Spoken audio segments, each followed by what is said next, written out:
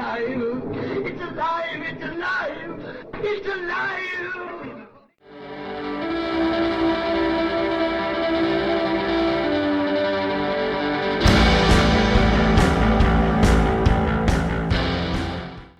Hello and welcome to Alive After Reading. I'm your host, Tim Niederreiter, and with me today is a new guest to the podcast, Chris Denmead. Welcome. Hey, how are you? I'm doing all right. We're having a pretty quick start, so what kind of stuff do you write? I mean, I noticed your book it's like a novella with illustrations and stuff. That's really cool. Yeah. Yeah, I'm a writer in Worcester County. I do, which is in Massachusetts, and I do, excuse me, and I'm a radio show host. And I've been writing mostly vampire fiction out here for the last few years, and doing the radio show for like 10 or 12 years, 15 years, and but most of my writing has been usually vampire fiction related. Oh, cool. Yeah, and it's good to have a focus. Honestly, I mean, I've really been discovering a love for just horror in general lately. And that was something I never thought I would have never would have thought as a kid, because I'm more of a fantasy reader. But yeah, just now it's really, especially, I mean, it's mostly in horror films right now, but I could see reading some horror novels in the future too, because I'm just discovering this kind of how much I like it. Anyway, so what's your book about? Yeah, I heard the interview you did with Meg. I heard the interview you did with Meg Hathadale. Cool. So what's the book about? Exactly. These vampires, but could you explain this newest one? We gender swapped the cast of Dracula. Yeah, we take the entire cast, all the characters that you're familiar with, and we just flip the genders around in a unique way that makes it more coherent to the story that we're telling.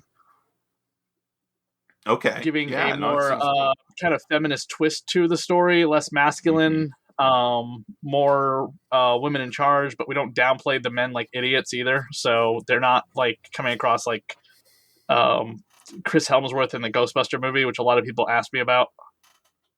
It's funny because that's actually where my head went immediately. Was like, yeah, that'd be the negative example there of the gender flip. There's no reason to do that. There's no reason to downplay men or women unless you're doing a straight up comedy, which Ghostbusters was trying to be serious. There's no reason to make like just idiot tropey characters of men and women. Now, again, if you're doing a comedy, that's one thing, and it's like if it's like Spaceballs or Airplane, that's something else. But when you do that, and then you're just gonna have the backlash you get what you deserve.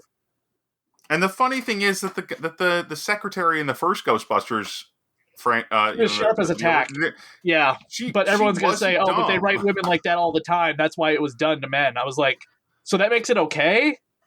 It's also not even. It's not really a faithful adaptation now, is it? But anyway, never mind. It's silly. It's like you just made a new character who's completely different. Right, and I created, basically took old characters and just flipped them around and added one particular character, which kind of spins off into its own thing. Excuse me, coming up. Excuse me. Well, yeah. I'm still recovering from COVID, so I do have a bit of a cough.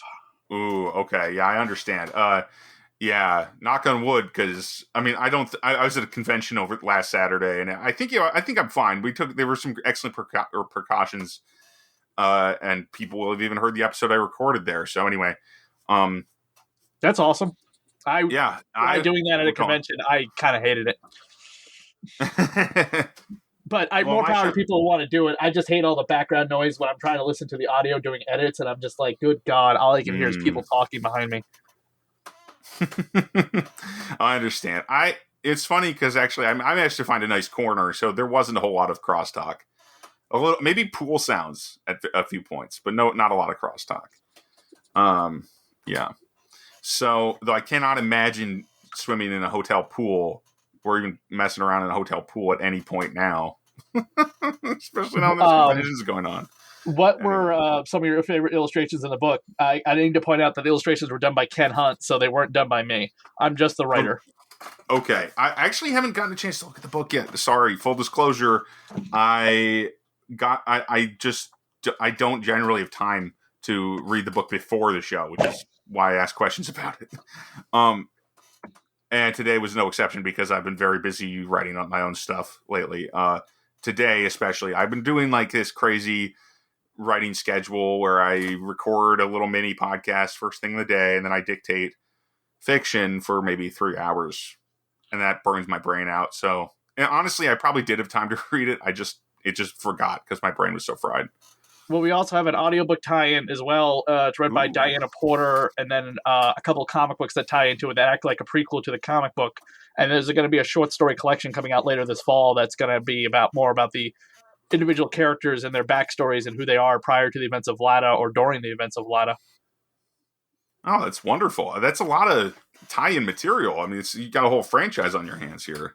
I don't know if it's a franchise necessarily. It's maybe not. I don't think about it like that. I just think it's just like a series of connected stories. But I guess multimedia is. They're all connected to that one thing. Whereas I really think of a franchise like the Marvel Universe or Star Wars and all its different directions. Fair enough. Yeah, that's a good point. Yeah. So when you're writing this book, when you approached writing this book, did you know it was going to be illustrated? How did you go about coming up with the idea? It was always supposed to be a comic book. Okay. And then we decided to do it like the way we did it, which was an homage to Bernie Wrightson's Frankenstein. It's like a light novel, like the Japanese light novel kind of thing, where there's some illustrations, but it's mostly prose. Yes. So, and they tend to be about the same length too. So it's very right. I wasn't really thinking about that at the time. Excuse me. But that is a good point. But again, I was mostly thinking about like Bernie Wrightson's Frankenstein. Are you familiar with that book? No, I'm not actually. Yeah. Oh, okay. Yeah. It'd be best to kind of look it up. He did the entire story and then illustrated it. Okay. It's the same story that's in public domain, but he did 55 illustrations for the book. Took him like 2 or 3 years to do.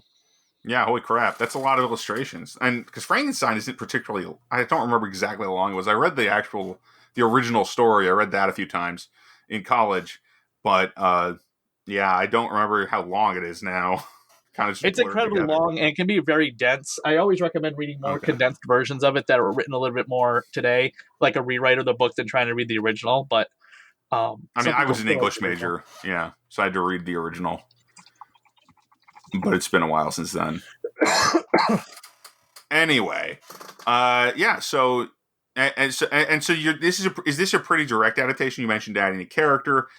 Did you do a lot of? Or, I mean, I guess I know spoilers, but are the events more or less similar to the original story? Yeah, I mean, all the story beats that you're familiar with from Dracula are there. So Dracula dies at the end. I mean, that's not anything. Spoiler alert. That's not really anything that's not unknown. I didn't want to change it that much to be like, Dracula lives on. No, somebody's already doing that, and he's the Bram Stoker's great-grandnephew. So I wasn't going to do that because it would be just a complete, copy of that. So she does die at the end. I do not have resurrection plans. I do have other plans. Cool. Yeah. So when you is this your first, novella, first long form written project, or have you written other books before this? I have done short stories before, and poetry, but this is and I do have a couple other novels out, but this is the first massively successful novel that I've done. And I'm not saying it's a New York Times bestselling success, but it's been a success enough. Obviously we blew up our Kickstarter goal, and at the end of the entire Kickstarter campaign, plus the post Kickstarter campaign, we probably did $13,000 to $14,000, so over 2,000. Congratulations! That's incredible. It's a big, not incredible so much as very successful. Yes, I can believe that. So it is credible, we say. But yeah, anyway, that's great. So and the book is out or coming out? Vlada's been out for 2 years. Oh wow! I'm sorry, way behind. Yeah. So anyway, so what are you working on anything now, or is you got these comics and short story collection I mentioned that's coming out? Oh, okay, cool. And is that related to this directly, or is it just other horror stuff? I assume. The short story collections about the individual characters from Vlada. Okay. Do you have a really strong passion for the original Dracula story, or is this just kind of I like the or is it more of a character, and I do rejection of like it? the original book itself and story. I do own several copies of it, but mainly because of illustrations in it, because how many people have, kind of worked on it. Okay. Yeah, I get that you're also a big comic book collector, and that obviously has influence on why you'd want to do an illustrated edition, right? Is that so?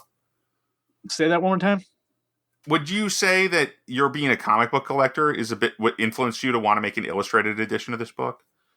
Yeah, I mean, we wanted to do a comic book because that was always the goal, but in the waning hours, my artist, convinced me that it maybe it'd be best idea to do it this way, and we can do it in one fall swoop instead of trying to do 3 different Kickstarters for 3 different comic books, which I realized would be very, very difficult to do. I'm not saying that people probably wouldn't gravitate to that and help out, but at the same time, I just did not want to do 3 different Kickstarters over 3 years or however long it would be. It would just get too much for me. That makes sense. Yeah. There's something about being done with a piece of work in some way, like you got the product out, you've told the whole story, and it's very powerful in the creative process. At least I find that's true. That's one of the things I'm working on now, is to do more complete series before I release anything. So I totally get that vibe. Anyway, anything else you want to talk about quick, or anything else you're working on lately? Just that we have the short story collection coming out, and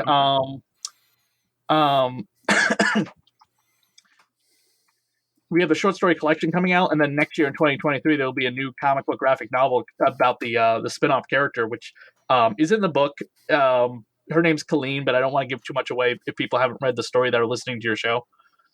Sure. Because it does deviate from the story a bit. The story beats a Dracula the same, but then we add some stuff to it to kind of make it a side story. All right. Nice. Yeah, so that will be, I don't know if that will be a Kickstarter or not. I don't know if it'll be with Ken Hunt. People keep asking me these questions, and I don't have those answers. That's all a matter of whether or not Ken wants to continue doing Vlada stuff. He's had no issue helping. We have a hardcover version of Vlada coming out, so he's obviously still invested in it because it is his artwork, and it's probably the biggest thing that he's done in terms of a collection of his art. But in 2023 that might be a different story. He might have something else he wants to do. Yeah, well, fingers crossed that things work out for you, and you can, if not Ken Hunt, you can get another excellent artist. Like an artist that would definitely be similar to his. Right? You don't want to. Yeah. I don't want to deviate too far from his style of artwork, which is very much like Bernie Wrightson's Frankenstein.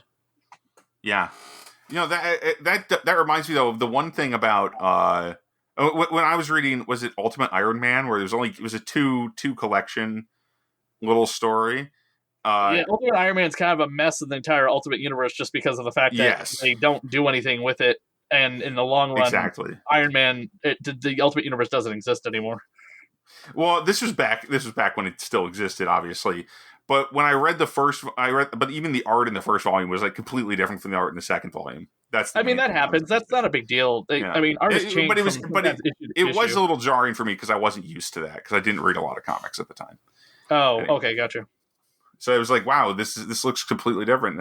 It wasn't bad or anything. It was just wow, this has really changed the vibe completely. No, I understand what you're saying. But since they were not doing issue 1, 2, 3, 4, 5, that doesn't mean anything to me. Fair enough. Because all right, that issues 1, 2, 3, 4, 5, that would be very jarring. But these are all kind of their own self-contained things. I mean, Ken does the art on 2 things together, but the short story collection is going to be a collection of artists like Don Peresi and my friend Chandra and a couple other people. But the Colleen book will be whoever does it if Ken can't do it. Okay, well, that's cool. Yeah. So it's just we got to wait and see. But again, everything's an individual story, an individual thing that we don't need to worry about. The art doesn't match the last book. It's not issue 2, so it doesn't matter. Okay, got that. Yeah, that makes sense. I've interviewed other comic creators before, but I've not gotten a ton of I'm definitely no artist myself. Let me put it that way. Not a ton of firsthand experience in that regard. Yeah. So anyway, Chris, thanks for being on the show. It's been fun. Yeah, can I plug where people can find Vlada? Absolutely. Go ahead. They can find it on Facebook, Vlada a Dracula Tale, or they can. I'm on Twitter at Vlada_GN, or on Etsy as well, Vlada a Dracula Tale. I think it's under Vlada a Dracula Tale. Etsy is the best place to buy a copy of the book. It's also on Amazon, of course, as well as the digital, the physical and digital copies are on Amazon. The audiobook will be on Audible at some point. Audible is really a pain in the ass to get on there. So, but if you definitely want to hear the audiobook, you can be sent a copy too. Well, awesome. Thanks, Chris. And as for this podcast, you can find more of us at mentalcellarpublications.com. You can look for my daily warm-up podcast called The Warm-Up on patreon.com/ I think Tim Niederreiter. I really should have looked that up before the show. Anyway, thanks for listening, everybody. Take it easy and have a good week. Bye-bye.